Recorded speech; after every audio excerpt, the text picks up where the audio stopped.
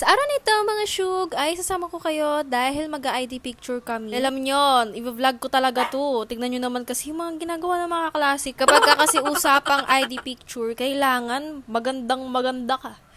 Siyempre no, ito nga yung magiging ID mo sa buong school year, kaya dapat maganda ka sa picture. Hindi na nga ako nag-ayos sa bahay namin, pero dito lang ako mag-aayos ngayon. Tsaka dinala ko lahat ng mga makeup ko. Kasi naman mga syug, ayokong mali. Go, laman yata ng bag ko ngayon mga syug. Puro makeup lang, walang ballpen, walang Charis! Ito naman na kapag ka-ID picture, hindi lang naman kami yung mga ganito. Sure naman ako kapag ka nag-ID picture din, kulang na lang magpa-makeup ka sa professional makeup artist. Charis! Pinakabongguhan ko na nga dito yung blush on. Para syempre, nakita nila yung rosy cheeks ko. Charis! Kaya tignan nyo naman nga, gaano kagulo ngayon dito. Buti na lang talaga, meron kaming ganitong kalaking salamin. Go dito sa desk ko, napakakalat na. Pero kaya nga kami nakakapag-makeup ngayon mga syug, dahil nga binigyan kami ng time para doon makapag-ayos kami. Baka na naman sabihin nyo. Pero yung ginagawa ko nga dito, yung makeup ko lang araw-araw. Kumbaga, dito lang talaga ako nag-makeup para syempre fresh.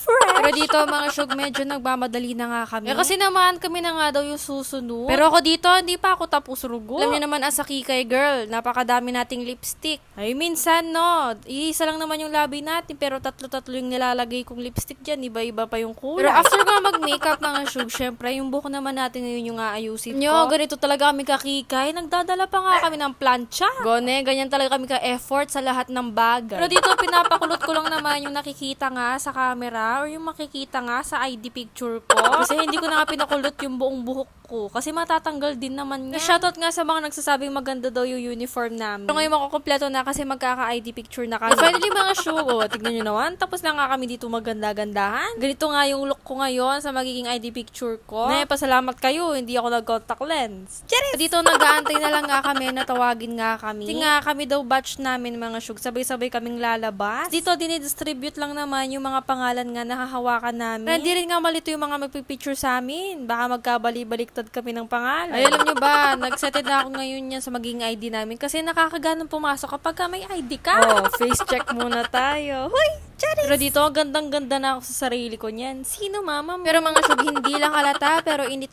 na ako sa mga puntong to. Lalakad na nga ngayon ng mga baby. Ay, dahil pipicturean nga do kami do sa may stage namin sa court. Ay, pero alam nyo ba, bago kami magpapapicture, syempre, pati yung smile namin. Pero pagkadating nga namin sa may stage, mga syug, syempre, kami na nga agad yung pipicturean. Diba? Naghihintay na nga sila sa amin. Pero while waiting nga kami, mga syug, syempre, hindi pa rin kami mapakali sa mga smile namin kung nakalitaw ba yung ipin o kaya naman hindi. Hindi pa kami satisfied dun sa practice namin sa salamin. Yung sobrang bilis lang nga nitong picturean na to, tong photoshoot na to. Pero go, yung talagang uupo ka pala, nagkiklik na. Charis! Pero finally, mga syug, ako na nga dito.